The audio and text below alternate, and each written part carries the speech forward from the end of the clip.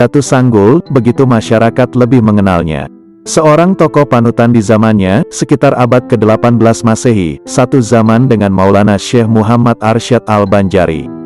Ketulusan hatinya dalam melaksanakan ibadah, dan ketakwaannya dalam menegakkan kalimat-kalimat Allah, serta keramat yang diberikan Allah kepadanya, membuat ia terkenal sampai ke pelosok negeri. Satu hal yang amat tergambar dalam sosok Datu Sanggul, adalah ketekunannya dalam menuntut dan menyempurnakan ilmu. Semangat menuntut ilmu itu jualah yang kemudian membuatnya sampai ke bumi Kalimantan, khususnya Desa Tatakan, Kabupaten Tapin, Kalimantan Selatan. Yaitu berguru dengan Datu Suban. Di Desa Tatakan pula beliau kemudian dimakamkan yang sampai sekarang makamnya terus diziarahi masyarakat. Riwayat Syekh Muhammad Abdus Samad, Datu Sanggul. Dalam salah satu riwayat diceritakan, Datu Sanggul disebutkan bernama asli Syekh Muhammad Abdus Samad. Dalam riwayat lainnya, disebutkan bahwa nama beliau adalah Ahmad Sirajul Huda. Beliau berasal dari Palembang, kemudian melanglang buana ke berbagai penjuru untuk menuntut ilmu. Mengapa digelari Datu Sanggul? Salah satu riwayat menceritakan, hal tersebut karena ketekunan beliau dalam mentaati perintah gurunya di dalam halwat khusus yang sama artinya dengan menyanggul atau menunggu turunnya ilmu dari Allah Subhanahu wa Ta'ala.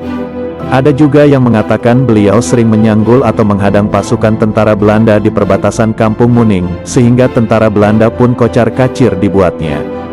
Versi lainnya lagi menyebutkan, gelar Datu Sanggul itu karena kegemaran beliau menyanggul, menunggu, binatang buruan. Ada juga yang mengatakan rambut beliau yang panjang dan selalu disanggul, digelung.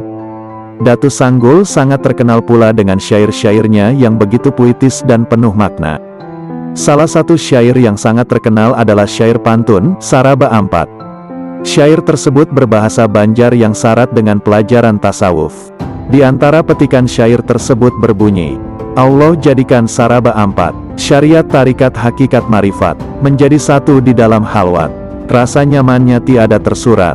Kemudian, ada lagi syair lain yang berbunyi, Riau-riau padang si bundan, di sana padang si tamu-tamu. Rindu dendam tengadah bulan, di hadapan Allah kita bertemu. Syair itu dilantunkan Datu Sanggul saat muncul dari tengah sungai dan berjalan di atas air dengan tenangnya tanpa basah sama sekali terkecuali pada anggota wudhu. Karomah Syekh Muhammad Abdus Samad, Datu Sanggul. Selalu salat Jumat di Mekah. Beliau mempunyai banyak kelebihan.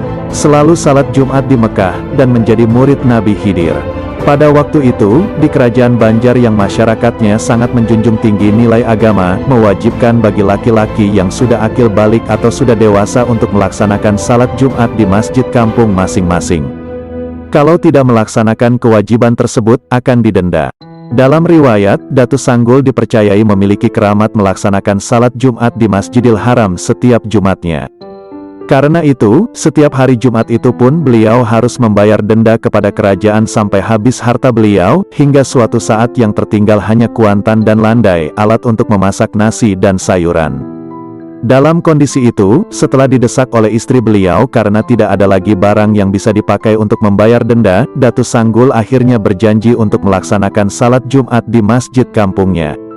Kala itu, sungai di kampungnya sedang meluap dan hampir terjadi banjir lantaran hujan yang sangat lebat pada malam harinya. Di saat para jamaah sedang berwudu di pinggir sungai, tiba-tiba Datu Sanggul datang dan langsung terjun ke sungai yang sedang meluap tersebut. Beliau bercebur lengkap dengan pakaiannya. Orang-orang berteriak dan menjadi gempar. Dan tiba-tiba lagi, di tengah kegemparan masyarakat itu, Datu Sanggul muncul dari tengah sungai dan berjalan di atas air dengan tenangnya, lalu langsung memasuki masjid. Lebih mengherankan, pakaian beliau tidak basah sama sekali, kecuali anggota wudunya. Masyarakat semakin terkejut, tatkala imam mengangkat takbir memulai salat Jumat diikuti jamaah lain, Datu Sanggul hanya melantunkan syair tadi. Riau-riau padang si bundan, di sana padang si tamu-tamu. Rindu dendam tengadah bulan, di hadapan Allah kita bertemu. Allahu Akbar. Bersamaan ucapan Allahu Akbar itu, tubuh beliau mengawang-awang hingga selesai orang mengerjakan salat Jumat.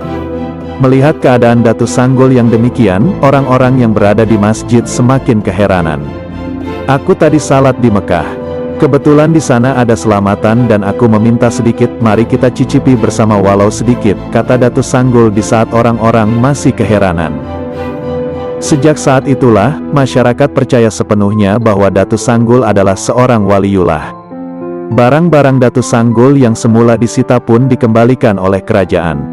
Dalam riwayat lagi, keramat Datu Sanggul ini pun dibuktikan Datu Kalampayan, Syekh Muhammad Arsyad Al-Banjari.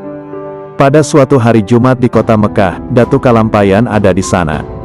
Sewaktu di Masjid Mekah untuk melaksanakan salat Jumat berjamaah, Datu Kalampayan melihat seseorang sembahyang di dekatnya.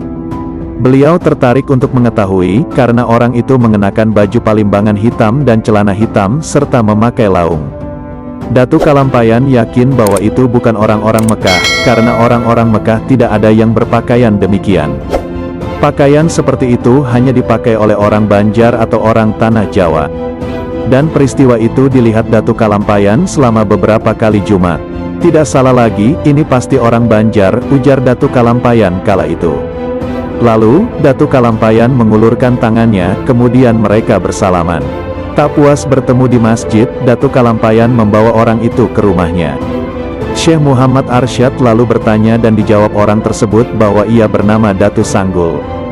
Datu Kalampayan bertanya pula, saudara ini orang mana, asal negeri mana dan sudah berapa lama tinggal di Mekah? Datu Sanggul menjawab pertanyaan itu dengan senyum. Saya setiap Jumat datang ke sini untuk bersembahyang, dan aku berasal dari Banjar. Tempat diamku di Banjar. Jelasnya Tatakan, ujarnya. Jauh juga? Kalau begitu melewati Martapura, Kayu Tangi. Melalui tempat tinggalku. Itu sangat jauh. Jika demikian dengan apa kemari setiap Jumat, ujar Datu Kalampayan bertanya. Datu Sanggul pun menjawab, aku tidak memakai apa-apa. Hanya karena hendak kemari saja, dan kebetulan Allah Subhanahu wa Ta'ala memberikan kekuatan kepadaku sehingga aku sampai ke sini. Terpikir dalam hati Datu Kalampayan tentang kedatangan Datu Sanggul itu, apakah ia memang masih waras atau orang yang terganggu pikirannya. Jawaban Datu Sanggul tadi dirasanya tak masuk akal sehat. Sebab mungkinkah jarak yang demikian jauhnya antara Tatakan dan Mekah bisa dicapai hanya dalam waktu begitu singkat, dan bahkan tidak memakai apa-apa. Namun dari dialek bahasanya, Datu Kalampayan yakin bahwa Datu Sanggul adalah berasal dari Banjar. Untuk menguji ketidakpercayaannya itu, Datu Kalampayan pun kemudian berkata kepada Datu Sanggul. Kalau betul engkau pulang pergi dari Tatakan ke sini, coba tolong hari Jumat yang akan datang bawakan aku oleh-oleh dari kampung. Aku sudah sangat lama tidak pulang. Mungkin sudah mencapai waktu 30 tahun. Selama ini aku selalu berada di Mekah, tak pernah kemana-mana. Nah, kira-kira musim buah apa di kampung kita? Bawakan kemari untukku, terutama di Martapura sekarang ini musim apa kiranya, ujar Datu Kalampayan. Datu Sanggul lalu berdiri di depan jendela. Tangannya dilambaikannya keluar jendela. Ketika ia menarik kembali tangannya, ada sebiji durian dan kuini. Nah, Datu Kayu Tangi ambil durian dan kuini ini. Ini datang dari Sungkai, kata Datu Sanggul. Buah itu diterima Datu Kalampayan, dan diperiksa masih ada getah dari tangkai kuini itu. Sama seperti baru dipetik dari samping rumah. Durian dan kuini tersebut masak pula. Segera Datu Kalampayan mengupas dan memakannya. Memang betul durian dan kuini. Di Mekah kedua buah tersebut tidak ada. Kuini Jawa saja tidak terdapat kecuali jenis asam-asaman lain. Dan suatu saat Datu Kalampayan kembali ke tanah Banjar, ia semakin kaget karena ada buah kuini dari kerajaan Banjar yang tiba-tiba menghilang. Rupanya, buah kuini itulah yang dipetikkan Datu Sanggul untuk Datu Kalampayan. Sejak pertemuan awal itu, Datu Sanggul dan Datu Kalampayan semakin sering bertemu di setiap salat Jumat. Dan karena sering bertemu, maka terjalinlah persahabatan antara keduanya. Sering Datu Sanggul dibawa ke kediaman Syekh Muhammad Arsyad. Datu Sanggul pun tidak pernah menolak. Dari persahabatan keduanya ini pula kemudian ada satu kitab yang dikenal Kitab Barencong, yakni kitab yang dibagi dua secara diagonal. Satu bagian dipegang oleh Datu Kalampayan, dan sebagian lainnya dibawa oleh Datu Sanggul. Syekh Abdus Samad sering membagi daging binatang rusa dan kijang kepada penduduk Dusun Muning, Kalimantan Selatan, tempat tinggalnya. Daging itu diperoleh dengan cara menyumpit binatang tersebut yang lewat di bawah pohon tempat dia duduk berjuntai setiap hari. Namun kebiasaan tersebut tidak dilakukan pada hari Jumat karena dia pergi ke Mekah untuk melakukan salat Jumat. Pekerjaan menghadang dan mengintip binatang itu disebut menyanggul yang berasal dari kata sanggul. Inilah asal mula Syekh Abdus Samad diberi gelar Datu Sanggul atau Datuk Sanggul. Pada suatu hari diminta Nabi Khidir untuk mengantar Datu Daha ke Mekah. Datu Daha ingin salat di sana. Datu Daha adalah anak angkat Nabi Khidir setelah dia mengalami peristiwa yang luar biasa. Datu Sanggul menyanggupi permintaan itu, dengan syarat Datu Daha harus memegang dirinya erat-erat dengan mata tertutup sampai ada perintah membukanya. Demikianlah, beberapa saat kemudian Datu Daha diizinkan membuka mata dan ternyata sudah tiba di Mekah. Mereka lalu ke masjid dan menjalankan salat Jumat. Datu Daha kemudian minta kesediaan Datu Sanggul untuk mengantarkan lagi ke Mekah, tapi kali itu untuk naik haji. Menanggapi permintaan itu, Datu Sanggul minta agar Daha menunggu hari Jumat. Setelah itu dia lenyap dari depan mata Daha. Diceburkan ke laut. Datu Daha adalah orang yang pernah bertemu Nabi Khidir ketika dia dalam kondisi yang sangat letih setelah diceburkan oleh kapten kapal karena kapal layar yang mereka tumpangi menuju Tanah Suci tiba-tiba berhenti di tengah laut tanpa sebab yang jelas. Untuk mencari kejelasan itu, dengan bantuan paranormal, Daha diceburkan ke dalam laut. Si Fulan ini harus tinggal di tengah laut, kata si paranormal kepada kapten kapal setelah menghitung-hitung bayangan gaib. Begitu tubuh Daha tercebur ke laut, kapal itu pun bergerak melaju seperti semula dan meninggalkan Daha di tengah laut. Setelah 30 jam terombang-ambing di laut, akhirnya Daha terdampar di pantai. Ketika hampir pingsan, dia berdoa kepada Allah mohon keselamatan. Kemudian dia berjalan menelusuri pantai hingga kelelahan dan jatuh pingsan. Ketika siuman, dia melihat banyak makam sejauh mata memandang dalam keadaan rapi. Namun dia tidak melihat bangunan rumah. Pasti kuburan ini ada yang mengurus, pikirnya. Namun, siapa? Karena kelelahan, dia terduduk sambil menoleh kiri kanan, hingga tampak olehnya sebuah gubuk. Dengan tertatih-tatih dia datangi gubuk itu dan didapatinya seorang lelaki tua sendirian di dalamnya. "Assalamualaikum," ujarnya. Kemudian terjadilah dialog di antara keduanya. Singkat kata, orang tua itu adalah Nabi Khidir, yang mengaku sebagai pengurus pemakaman tersebut, yaitu makam orang-orang yang mati tenggelam di laut, seperti yang dialami Datu Daha. Jawaban itu diberikan setelah Daha menceritakan pengalamannya sendiri. Mengetahui bahwa orang tua itu adalah Nabi Khidir, Daha menyatakan keinginannya untuk pergi haji. "Kalau Ananda ingin menunaikan ibadah haji, besok aku ikutkan kepada Syekh Abdus Samad. Tiap hari Jumat dia singgah kemari sebelum ke Mekah," jawab Nabi Khidir. Begitulah, Datu Daha akhirnya bertemu Datu Sanggul dan dibawa ke Mekah. Berbulan-bulan kemudian, Datu Daha bertemu para penumpang kapal layar yang ditumpangi dulu.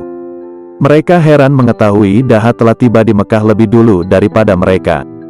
"Bukankah Anda dulu dilempar ke laut, kok bisa duluan sampai di Mekah?" kata salah seorang di antara mereka, keheranan. "Itu semua kehendak Allah," jawab Datu Daha. Namun dia tidak menceritakan pertemuannya dengan Nabi Khidir. Dalam keheranan itu, mereka akhirnya berkesimpulan bahwa kemungkinan Datu Daha adalah wali, bukan orang sembarangan. Ketika ibadah haji selesai, Datu Daha pun diantar pulang oleh Datu Sanggul dengan cara yang sama. Namun dia diturunkan di ujung kampung Daha, Borneo, tempat asal Datu Daha. "Dari sini Anda jalan ke rumah, supaya orang kampung melihat Anda sudah kembali dari Tanah Suci," pesan Datu Sanggul. Begitulah, dalam sekejap mata, Datu Daha telah melihat kembali kampungnya dan Datu Sanggul lenyap dari hadapannya. Hari itu orang-orang kampung Daha terheran-heran melihat Datu Daha telah kembali. Mereka bertanya-tanya, tapi tidak dijawab oleh Daha. "Aku pulang atas kekuasaan, kodrat, dan iradat Allah. Aku tak kuasa menjelaskannya," kata Datu Daha. Untuk mengetahui jawaban pertanyaan itu, orang-orang kampung menunggu kembalinya para jamaah lainnya sesama penumpang kapal layar. Namun ternyata mereka juga menyatakan keheranannya. Mereka menceritakan bahwa Datu Daha dibuang ke laut karena ada sesuatu yang aneh ketika kapal tiba-tiba terhenti di tengah laut. Namun ketika sampai di Jeddah, mereka heran melihat Daha juga sudah ada di sana dengan selamat. "Kami terkejut, apa ini benar Datu Daha, atau kami salah lihat?" tutur mereka. Begitu juga ketika ibadah haji selesai. Pada hari Jumat sorenya dia sudah tidak ada lagi di Mekah, padahal menurut pengakuannya dia tiba pada hari Jumat sebelum salat Jumat. Cerita itu membuat warga kampung percaya bahwa Datu Daham memang naik haji dan dia adalah wali yang patut dihormati. Dalam balutan asap putih, Datu Sanggul atau Syekh Abdus Samad atau Syekh Ahmad Sirajul Huda berasal dari Palembang. Dia berguru kepada Datu Suban, seorang ulama besar yang ditemuinya dalam mimpi, yang tinggal di Kalimantan Selatan. Setelah mendapat restu dari ibunya, dia berlayar ke Kalimantan melalui Selat Bangka Belitung dan kota Banjarmasin hingga tiba di Kampung Muning, Pantai Munggutayu Tiwadak Gumpa Rantau Tapin, Kalimantan Selatan, pada tahun 1750 Masehi. Singkat cerita, Datu Sanggul menjadi murid kesayangan Datu Suban dan diberi sebuah kitab pusaka yang berbentuk segi 8. Rupanya ketika kitab itu diserahkan, itulah akhir hayat Datu Suban, karena tak lama kemudian dia wafat dalam balutan asap putih yang mengepul ke udara ketika tengah berjalan meninggalkan tempat upacara penyerahan kitab tersebut. Setelah mengamalkan ilmu hakikat dan ilmu laduni dari gurunya itu, Datu Sanggul diberi kelebihan oleh Allah, seperti menceburkan diri ke air sungai dan berwudu tapi badannya tidak basah kecuali yang wajib wudu. Tiap hari Jumat bersembahyang Jumat di Masjidil Haram, Mekah. Dia juga berteman dengan Syekh Muhammad Arsyad Al-Banjari sejak tahun 1760, yang bertemu setiap salat Jumat di Mekah. Syekh Arsyad ingin mempelajari kitab pusaka Datu Suban yang bersegi 8. Namun Datu Sanggul meminjamkan hanya sebelah sehingga kitab itu berbentuk rencong dan disebut kitab Barencong, dengan catatan, bila ingin melanjutkan kajian dalam kitab itu, Al-Banjari harus turun ke Tanah Jawi dan menemuinya di Kampung Muning sambil membawa kain putih seukuran 5 helai kain sarung. Ternyata ketika tiba saatnya untuk mempelajari kitab itu, Syekh Arsyad Al-Banjari tidak berhasil menemui Datu Sanggul di Kampung Muning, karena ia sudah wafat.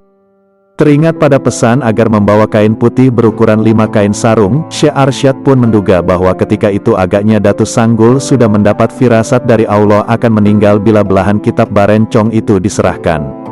Begitulah, sungguh teramat banyak lagi cerita-cerita akan keramat Datu Sanggul. Termasuk menjelang akhir hayatnya, Datu Sanggul minta dibawakan kain kafan kepada Datu Kalampayan apabila Datu Kalampayan selesai menuntut ilmu dari Mekah pulang ke Tanah Banjar. Dan ternyata, kain kafan itu digunakan untuk mengkafani Datu Sanggul sendiri yang berpulang ke hadirat Allah bertepatan dengan pulangnya Datu Kalampayan dari Mekah ke Tanah Banjar.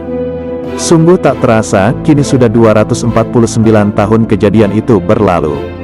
Di Komplek Kubah Datu Sanggul di Desa Tatakan Tapin, dilaksanakan peringatan Haul Datu Sanggul setiap tahunnya.